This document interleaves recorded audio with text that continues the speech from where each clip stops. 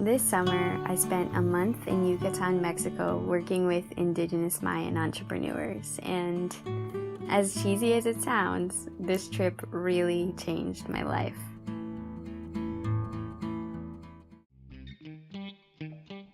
Every morning, me and 3 other students from the U.S. traveled from Cenotes Canche, where we were living, to a small Mexican town called Santa Rita. Before the sun could get too hot, we worked on a farm with 2 of the most hardworking men I've ever met, Don Antonio and Don Ladislao. After the farm, we went to Javier's shop, where he and his family sew and embroider the most beautiful Yucatecan-style clothes. During our lunch break, we usually walked around the pueblo and visited with different families. Sometimes we'd visit the local cenote, and sometimes we just sat around talking. The last stop of the day was always the Women's Cooperative, where Angelica, Leticia, Doña Felipa, Ofelia, and Isabel weave artisanal hammocks and make other handmade crafts. Our job in Santa Rita was to help these people develop their 3 businesses while still respecting their culture. So we spent a ton of time working with them side by side in order to figure out what they really needed. In the end, no matter what we did, we really wanted to ensure that any changes we made were sustainable and would continue to be effective even after we were gone.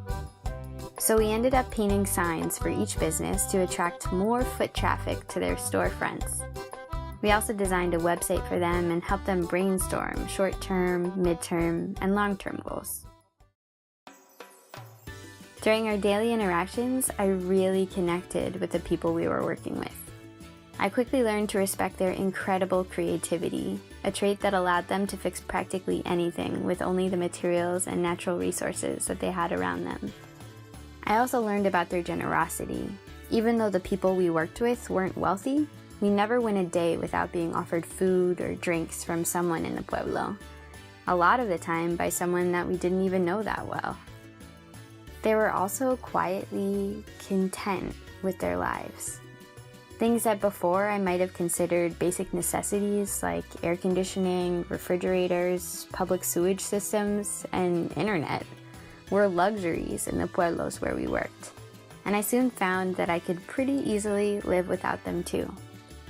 Instead, I replaced my dependence on those things with spending quality time with the people around me.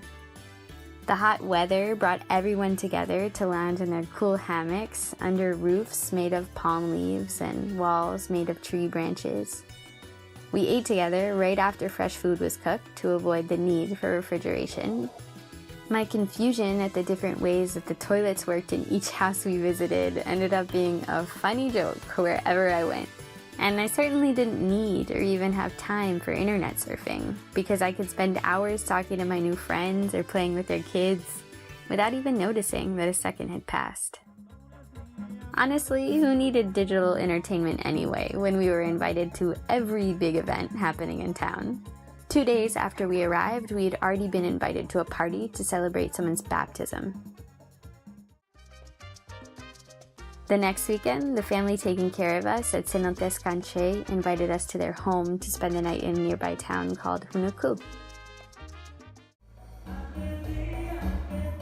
The weekend after, we went to the wedding of 2 of the sweetest people I've ever met, who somehow had no problem letting 2 random American strangers crash their beautiful ceremony. Then, during our last weekend in town, we went to Hunuku again for a graduation party and spent all night dancing and meeting new people. On the last day of our trip, all of our friends gave us little gifts called recuerdos, small things that would remind us of them when we returned to our old lives back in the U.S. And even though it had only been a month, more than one person broke down in tears as we were saying our final goodbyes. So yeah, at the very least, this trip has changed my life.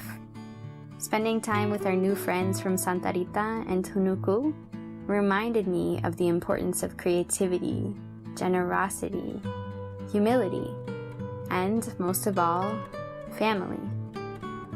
So thank you to everyone from the CDI and the USMF who made this experience possible for us.